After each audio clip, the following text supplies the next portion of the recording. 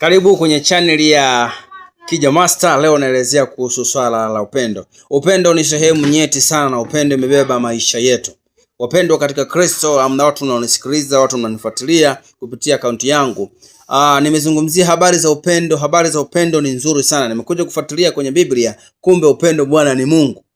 Najua hauwezi amini. Ngoja nikusomee mstari mmoja utaniamini.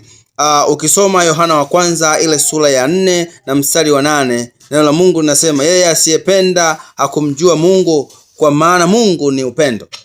Kwa hiyo kama Mungu ni upendo, kwa hiyo hata tunapoonyesha upendo tusiwe na mipaka, tusiwe na ubaguzi. Unamwangalia mtu unampima mtu. Kwa hiyo tunapoonyesha upendo, tuonyeshe upendo kwa watu wote, na pia tuonyeshe upendo kwa watoto wetu wote, na pia tuonyeshe upendo kwa jirani zetu wote. Tusiangalie muonekano, huyu hana, huyu anacho, kwa sababu tutakuwa tunamkosea Mungu, kwa sababu upendo mwenyewe ni Mungu mwenyewe ndo upendo, na mtu ambaye mwenye upendo yupo ndani ya Mungu. Kwa hiyo utakuwa uko kinyume na amri za Mungu, kwa sababu Mungu mwenyewe anazungumza. Kwa mfano ukiangalia hii Yohana wa kwanza sura ya 3 mstari wa 17, neno la Mungu linasema, lakini mtu akiwa na riziki ya dunia kisa akamuona ndugu yake ni mhitaji, akamzuilia huruma zake, je, upendo wa Mungu akaaje ndani yake huyo?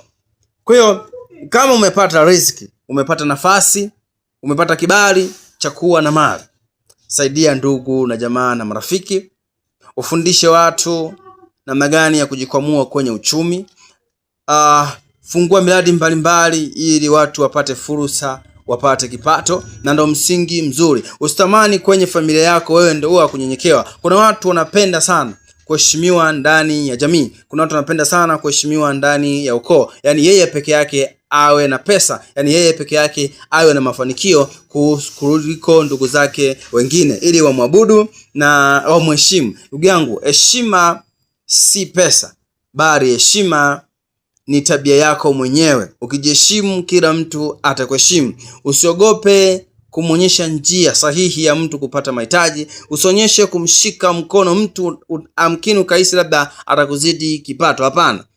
Msaidie ndugu na jamaa na marafiki, kwa sababu ipo siku wewe unaweza kaanguka akakushika mkono ambaye uliyemsaidia. Sasa kama unataka uwe peke yako, siku ukianguka kwenye ukoo wako, kwa mfano watu wanapenda kuabudiwa ndani ya ukoo, awe peke yake tu yeye ndo ana pesa. Sasa jiulize, siku ukianguka nani atakinua? Lakini kama ndugu yako umemsaidia, anaweza kukusupport. Kwa hiyo upendo ni Mungu. Mungu mwenyewe ndio upendo. Kwa hiyo ukionyesha upendo, basi inabidi sasa na wewe uwe ndani ya Mungu. Tuonyeshe upendo kwa watu wote, tusiwe na ubaguzi.